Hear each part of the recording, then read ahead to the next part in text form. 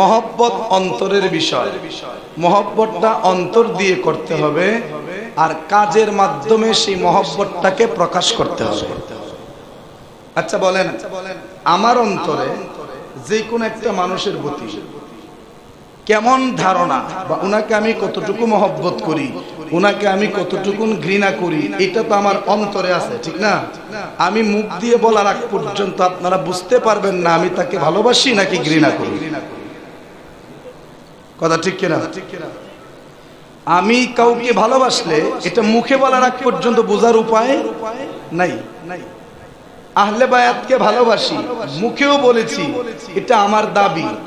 যখন আমি আহলে বায়াতের আদর্শকে অনুসরণ করে চলব, আহলে বায়াতের সকল সুন্নতগুলি যখন আমরা অনুসরণ করব, আল্লাহর নবীর প্রত্যেকটা সুন্নত যখন আমরা অনুসরণ করে চলব, তখন আমরা হব প্রকৃত আহলে বায়াতের প্রেমিক।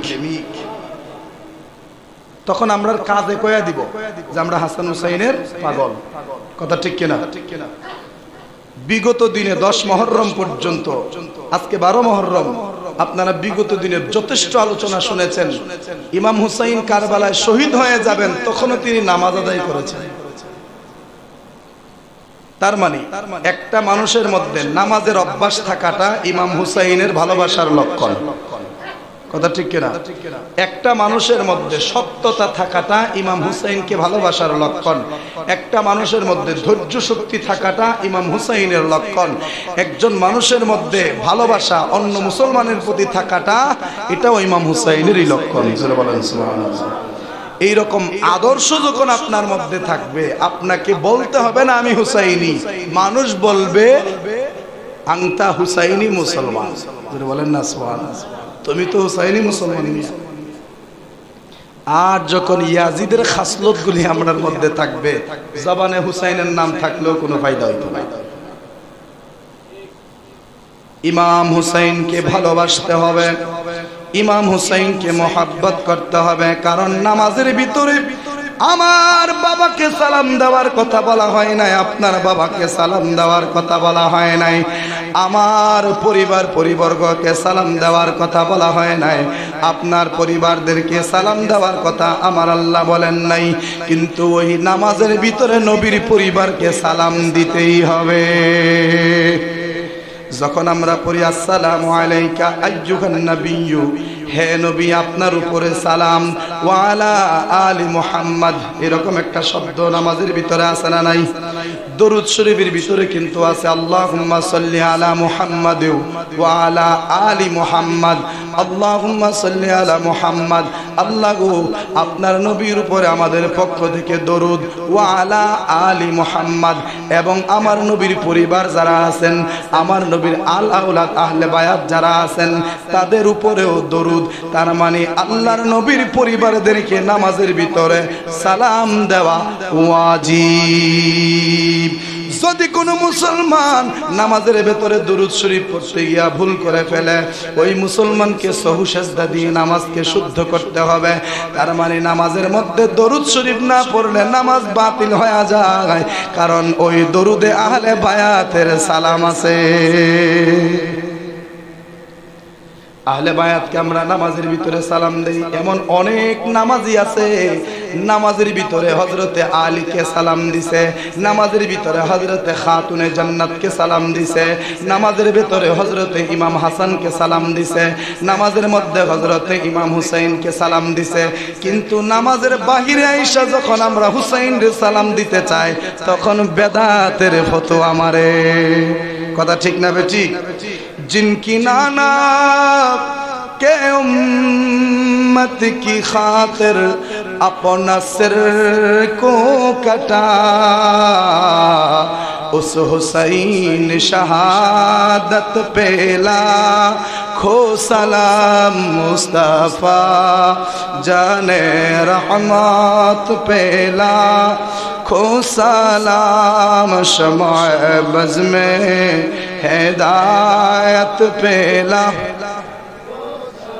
কি বলছি আমরা? জিনকি নানা কে উম্মত কি খাতির, যিনি তার আপন নানার উম্মতের খাতিরে বা উম্মতের জন্য अपना सिर, सिर मानी माथा, আপনা মানে নিজের, আপনা সেরকু কাটা, যিনি তার নিজের নানার উম্মতের জন্য নিজের শিরকে কেটে ফেলেছেন, উস হুসাইনি, সেই হুসাইন পে লাখো সালাম।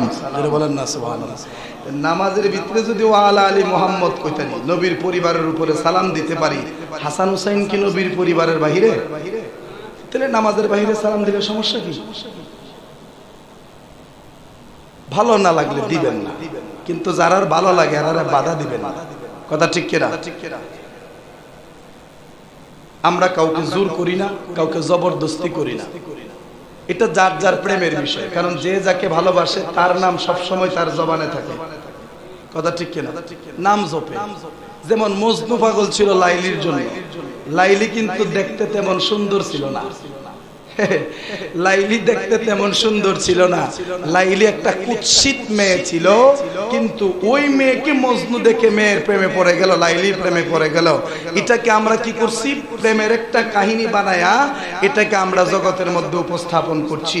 কিন্তু মজনু বলেন, ওরে জগতের মানুষ, আমি তো লাইলির জন্য দেওয়ানা ছিলাম না, আমি তো লাইলির জন্য পাগল ছিলাম না, আমি উঠতে বইতে ঘাটে শুইতে ঘুমাইতে খাইতে সব জায়গায় আমার জবানে শুধু লাইলি লাইলি। আসলে লাইলি না, লাইলির সুরতে আমি আল্লাহরে ডাকি। জোরে বলেন না সুবহানাল্লাহ। লাইলির সুরতে আমি আল্লাহর প্রেমে দেওয়ানা। তার মানে যে যাকে ভালোবাসে তার নাম সবসময় তার জবানে উচ্চারিত হয়। আমরা হাসান হুসাইনকে ভালোবাসি, আহলে বায়াতকে ভালোবাসি, পাঞ্জাতনকে মহব্বত করি, কারণ পাঞ্জাতন বিহনে মুক্তির কোনো উপায়। দেখেন না মুক্তির উপায়টা কেমন? জান্নাতের মালিক যিনি, তিনি তো আমাদের নবী। কথা ঠিক কিনা? আল্লাহ জান্নাতের সৃষ্টিকর্তা, কিন্তু মালিক বানায় দিয়েছেন কাকে? নবীকে। জান্নাতের মালিক নবী, নবী পাক পাঞ্জাতনের কি সদস্য, মেইন সদস্য। এরপরে দেখেন শেরে খুদা মাওলা আলী, যিনি পাক পাঞ্জাতনের সদস্য, শেরে খুদা মাওলা আলীর ব্যাপারে নবী কয়, আলী ছাড়া কোনো বেলায়েত নাই। সুবহানাল্লাহ বলেন না। একজন মুসলমানের মেইন যে শক্তি, সেটা হচ্ছে আধ্যাত্মিক শক্তি, বেলায়েতের শক্তি, আর ওই শক্তি আসে না মাওলা আলী ছাড়া। গেল আরেকটা সাবজেক্ট। 3 নাম্বার, খাতুনে জান্নাত ফাতেমা, মা ফাতেমা, উনিও তো পাক পাঞ্জাতনের সদস্য। খাতুনে জান্নাত ফাতেমার ব্যাপারে নবী বলেন, সাইয়্যিদাতুন নিসাই আহলিল জান্নাহ, আমার ফাতেমা হচ্ছে জান্নাতের সমস্ত নারীদের সরদারিনী। আচ্ছা, জান্নাতের নারীদের সরদারিনী মা ফাতেমা, শেরে খুদা বেলায়েতের সম্রাট, নবী জান্নাতের মালিক। আল হাসান ওয়াল হুসাইন সাইয়্যিদাশ শাবাবি আহলিল জান্নাহ, হাসান আর হুসাইন হচ্ছে জান্নাতের সমস্ত যুবকদের সরদার। এবার বলেন, জান্নাতের যুবকের সরদারের দায়িত্ব পাক পাঞ্জাতনের, জান্নাতের মহিলাদের দায়িত্ব পাক পাঞ্জাতনের, জান্নাতে বেলায়েতের সমস্ত দায়িত্ব পাক পাঞ্জাতনের, জান্নাতের মালিকের দায়িত্ব পাক পাঞ্জাতনের। তাহলে টোটাল জান্নাতের যে একটা মালিকানা, এটা আল্লাহ পাক পাঞ্জাতনকে দান করেছেন। তাহলে পাঞ্জাতন সালাম কি এর মুক্তির চিন্তা করেন? তবে পাঞ্জাতন নাম দিয়া আমরা কি করতে পারবো না? ভণ্ডামিটা করতে পারবো না। নামাজ নাই, রোজা নাই, হজ নাই, যাকাত নাই, হালাল নাই, হারাম নাই, সুদের ব্যবসা করতে করতে অবস্থা খুব ভয়াবহ। ওই লোকে পাঞ্জাতনের নাম লয়া বাপরে অবস্থা খারাপ। এগুলা ভণ্ডামি ছাড়া আর কিছু। আচ্ছা বলেন, উপস্থিত আমরা যারা আছি, আমরা কি পাক পাঞ্জাতনের পক্ষে না বিপক্ষে? পক্ষে না? আমরা যদি পক্ষে হই তাহলে এই কথা আমাদের গায়ে লাগবে না, বরং তাদের গায়ে লাগবে যারা পাঞ্জাতনের নাম দিয়া ভণ্ডামি করে। কথা ঠিক না বেঠিক? আমরা পাঞ্জাতনকে মহব্বত করি, আমরা পাঞ্জাতনকে ভালোবাসি, কারণ আমরা পাঞ্জাতন ভালোবাসি জানের চেয়েও বেশি। আমরা ব্রাহ্মণ শাসনবাসী, আমরা নবীকে ভালোবাসি জানের চেয়েও বেশি। আমরা পাঞ্জাতন ভালোবাসি জানের চেয়েও বেশি। জানের চেয়ে ভালোবাসা, প্রাণের চেয়ে ভালোবাসা, জানের চেয়ে ভালোবাসা, প্রাণের চেয়ে। বাসা ইমানের দাবি আমরা নাসিরনগরবাসী আমরা নবীকে ভালোবাসি জানের চেয়েও বেশি আমরা নাসিরনগরবাসী আমরা পাঞ্জাতন ভালোবাসি জানের চেয়েও বেশি কথা ঠিক না বেঠি পাঞ্জাতনকে ভালোবাসি পাঞ্জাতনের বিরুদ্ধে বক্তব্য দিলে আমরা কোনোদিন মানব না মানতে পারি না কিন্তু পাঞ্জাতনের নাম দিয়া ভণ্ডামিও চলতে দেওয়া যাবে না কারণ যারা এই পাঞ্জাতনের নাম দিয়া ভণ্ডামিটা করে তাদের জন্য আসল পাঞ্জাতন ভক্তদের বদনাম হয় কথা ঠিক না বেঠিক বাবারা আমার ওই পাঞ্জাতনের সদস্যই হচ্ছে খাতুনে জান্নাত মা ফাতেমা ইমাম হাসান ইমাম হুসাইন শেরে খুদা মাওলা আলী উনাদেরকে ছাড়া আপনি মুক্তির কি চিন্তা করেন দেখেন হাসান হুসাইনকে শুধুমাত্র কারবালার জমিনে যারা উপস্থিত ছিলেন তারাই ভালোবাসতেন না শুধু তারাই ভালোবাসতেন না তাদের বাহিরে এমনও মানুষ ছিল যারা পাঞ্জাতনের জন্য জীবন দিতেও রাজি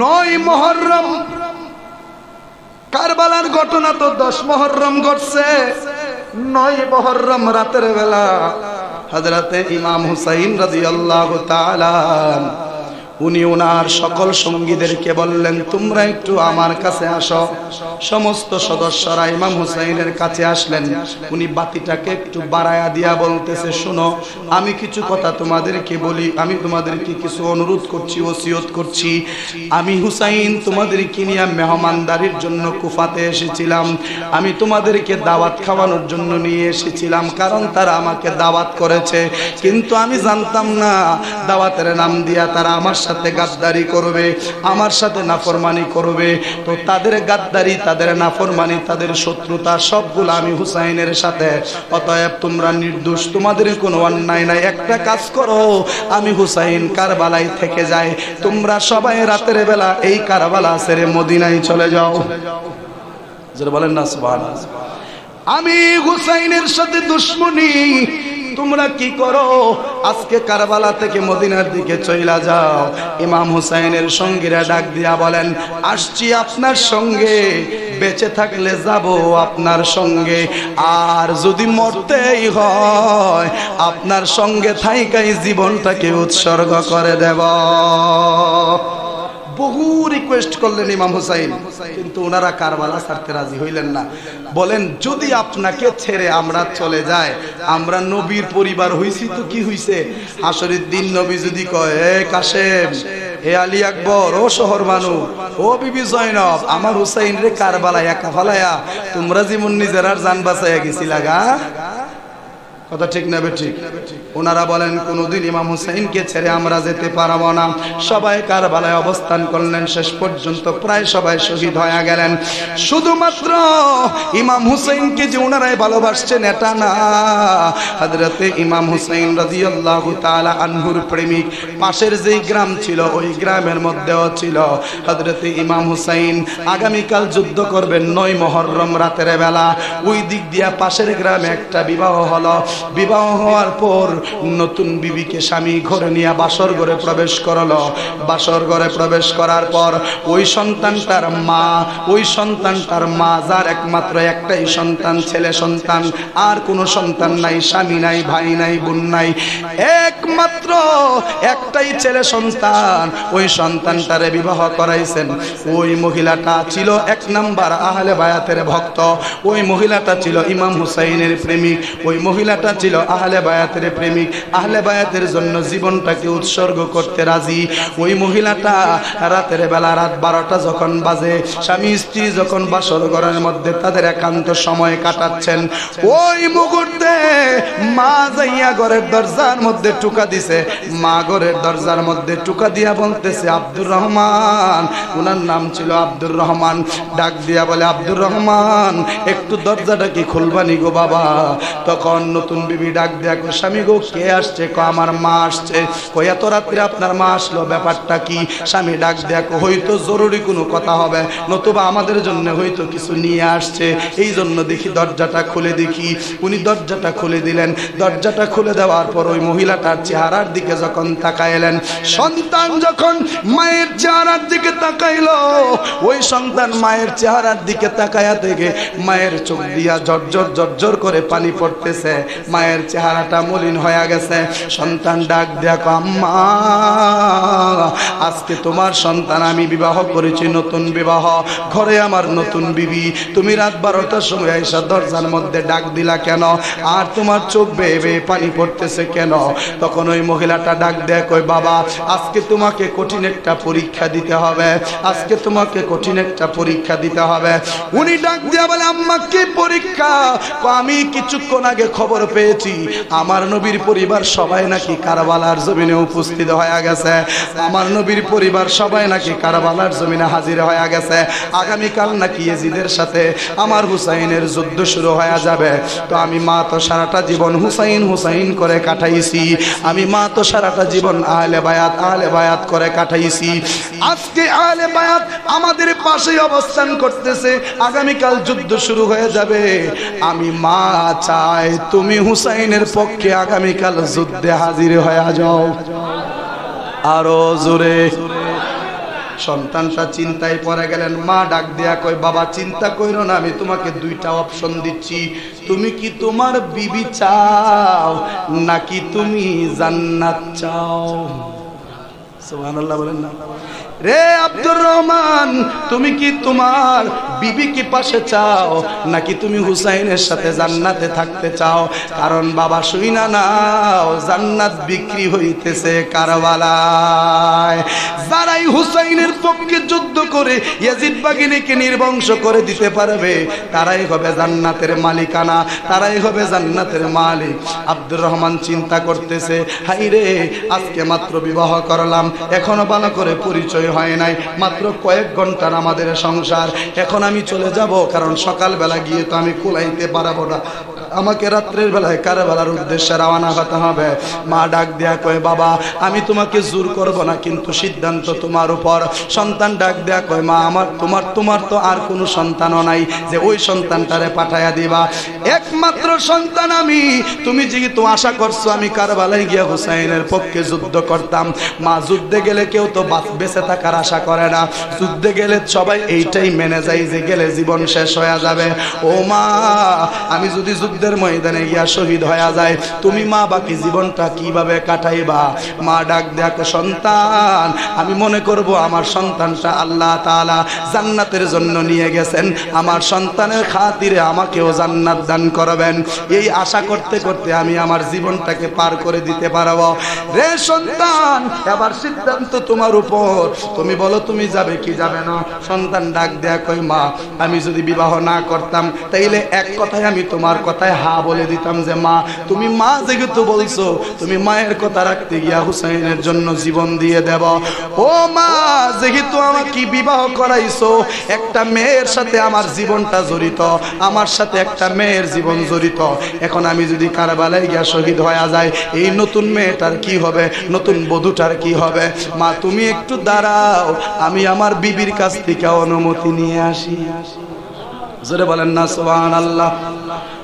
আব্দুর রহমান চলে গেলেন তার বিবির কাছে, যায় কই, বিবি আজকে মনে করছিলাম আম্মা বুঝি খুশির খবর নিয়ে আসছে, কিন্তু আম্মা এমন একটা খবর নিয়ে আসছে যেই খবর শোনার পরে তুমি বিবি ঠিক থাকতে পারবা কিনা জানি না।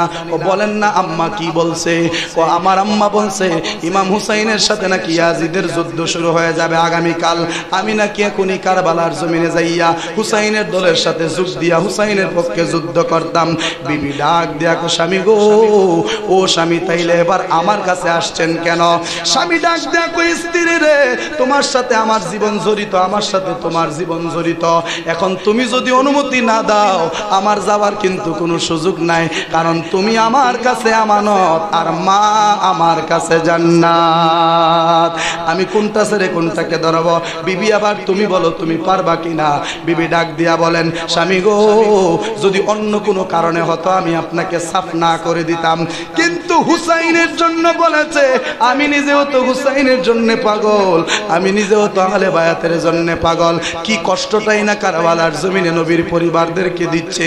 স্বামী গো, আপনি কোনো চিন্তা করবেন না, আমার পক্ষ থেকে সম্পূর্ণ অনুমতি আপনারে দিয়া দিলাম, আপনি কারবালায় চইলা যান। স্বামীর চোখ দিয়া পানি চলে আসলো, ডাক দেয়া কই, বিবি আজকে মাত্র তোমার বিবাহ হইল, এখন যদি আমি কারবালায় গিয়া শহীদ হয়ে যাই, তুমি চিরজীবনের জন্য তো রারি হয়ে গেলা, এখন তোমার কি উপায় হবে, তুমি কোথায় যাবে? বিবি ডাক দেয়া কই, এই বিষয়ে আপনার কোনো টেনশন করতে হবে না।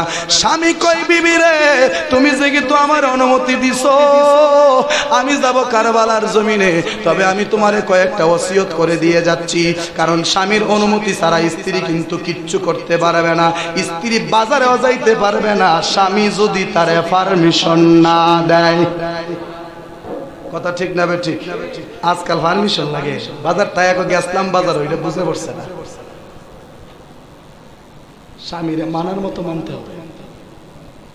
ডাক দেয়া কই, স্ত্রীর আমি তোমাকে অনুমতি দিচ্ছি, আমি যদি কারবালায় গিয়া শহীদ হয়ে যায়, তুমি দিনদার একটা ছেলে দেখে বিবাহ করে নিও। সুবহানাল্লাহ বলেন না? তুমি একটা দিনদার ছেলে দেখে বিবাহ করে নিও, আমার সম্পূর্ণ অনুমতি তোমারে দেয়া গেলাম। তুমি এইভাবে কুমারী অবস্থায় সারাটা জীবন কাটাইতে পারবা না। তখন স্ত্রী ডাক দেয়া কই, স্বামী গো, ও স্বামী আপনি বলেন কি?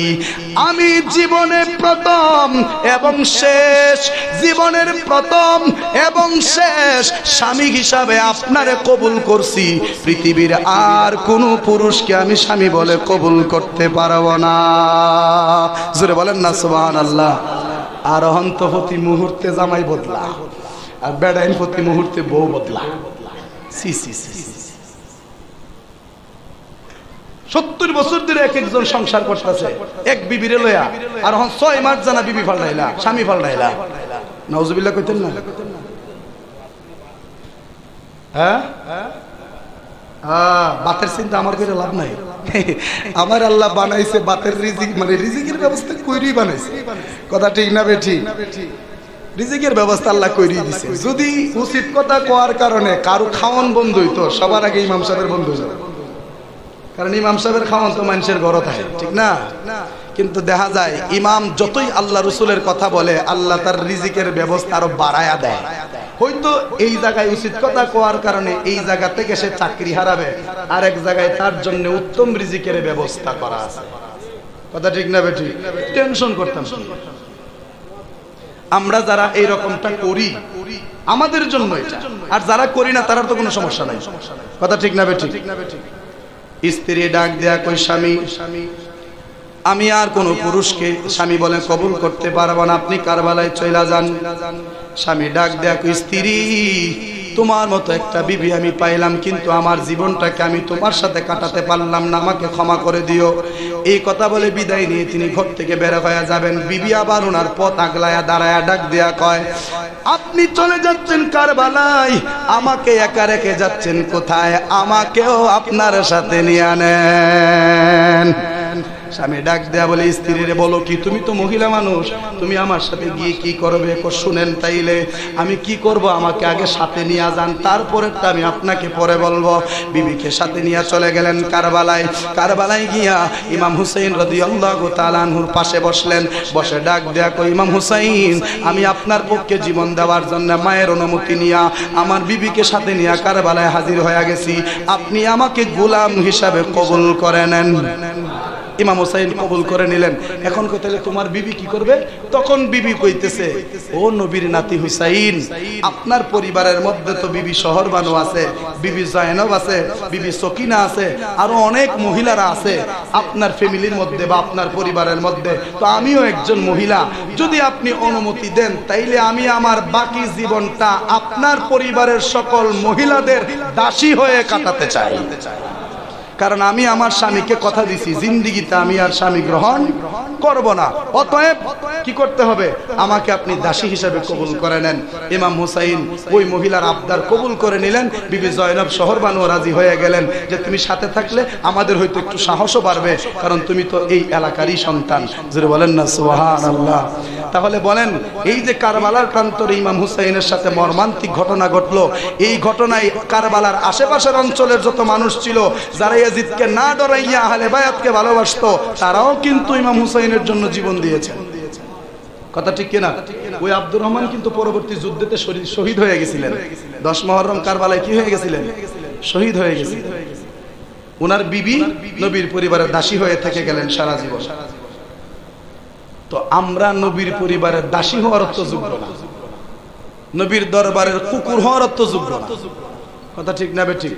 আসসালামু আলাইকা সালাম হাবিবে খুদা, আমি তোমার চরণ দাসী, না করো জুদা নবীজি, না করো জুদা। আসসালামু আলাইকা সালাম হাবিবে খুদা, আমি তোমার চরণ দাসী, না করো জুদা নবীজি, না করো জুদা। আমি তোমার পোষা কুকুর নবীজি, আমি তোমার পোষা কুকুর, বান্ধা রাইখো প্রেম সুতাই, গাইবি খবর দেনে বালা এলো রে মক্কায়, গাইবি খবর দেনে বালা।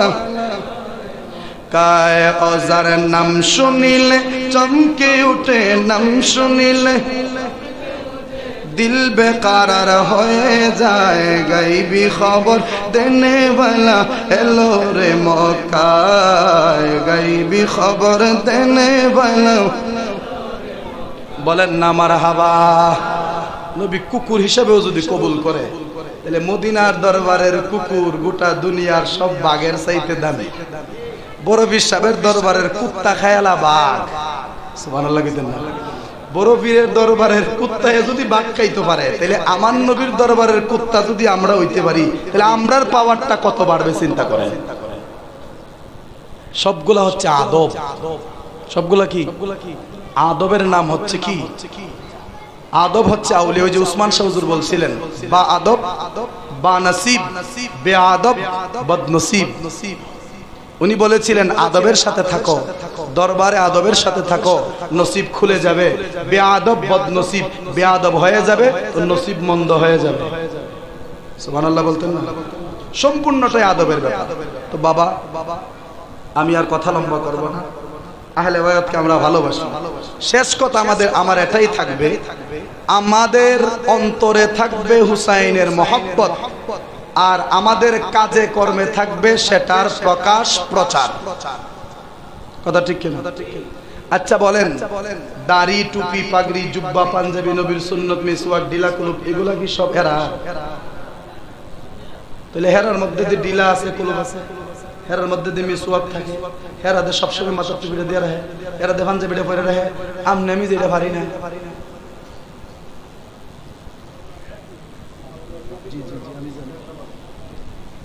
তাইলে এগুলা কি আমরা দরকার নাই? আরে আমরারই তো দরকার, কারণ অন্তরে হুসাইনের প্রেম, কাজে সেটার প্রকাশ। কথা ঠিক কিনা? কারবালায় যে ইমাম হুসাইন যুদ্ধ করছেন, মাথায় টুপি ছিল, পাগড়ি ছিল। এই জন্য বাবা, টুপি একটা অন্তত ফাতলা টুপি, ফুট টুপি পারেন আর না পারেন, একটা ফাতলা টুপি অন্তত মাথায় রাখার চেষ্টা করবেন। অ্যাক্সিডেন্টে মরে গেলে টুপিটা রেখে বুঝবো আপনি মুসলমান ছিলেন। কথা ঠিক কিনা? অন্তত একটা মিসওয়াক, মিসওয়াক আর একটা কত 20 টাকা না কত জানে লাগে, এরকম একটা মিসওয়াক আপনি সব সময় পকেটে রাখবেন। আল্লাহ না করুক অ্যাক্সিডেন্টে যদি আপনি দুনিয়ার জমিন থেকে বিদায় হয়ে যান, তাহলে কি হবে? এই মিসওয়াকটা দেখে সবাই যাচাই করবে, বলবে যে মিসওয়াকটা যেহেতু পকেটে ছিল, এটা নবীর সুন্নত, সে পালন করছে, সে মুসলমান ছিল। কথা ঠিক কিনা? একটা তসবিহ সরও যদি থাকে, এটা দেখে যাচাই করবে। নতুবা অ্যাক্সিডেন্টে মারা গেলেন, কোনো প্রমাণ নাই আপনি মুসলমান না হিন্দু, তখন বাধ্য হয়ে আপনার লজ্জাস্থান দেখে যাচাই করতে হবে আপনি কোন দলের। কথা ঠিক কিনা? তো সেটা কি সম্মানের হবে না অসম্মানের হবে? এই জন্য কিছু আমল আমাদের পরিবর্তনের দরকার আছে, যেটা হুসাইন আমাদেরকে শিক্ষা দিয়েছেন। আল্লাহ তাআলা যেন আমাদের সবাইকে ইমাম হুসাইনের আদর্শে আদর্শিত হওয়ার মতো তৌফিক দান করেন, সকলে করি আমিন। কষ্ট পেয়ে থাকলে বিশেষ করে মা বোনদেরকে দু একটা কথা হয়তো ফাঁকি দিয়ে কইলেছি, যদি কেউ কষ্ট পেয়ে থাকেন আল্লাহর রাস্তায় ক্ষমা করবেন। আমি সকলের উপকারের জন্যই বলছি, নিজের উপকারের জন্যই বলছি। আল্লাহ তাআলা আমাদেরকে কবুল করুন, আমিন। আসসালামু আলাইকুম ওয়া রাহমাতুল্লাহি ওয়া বারাকাতুহু।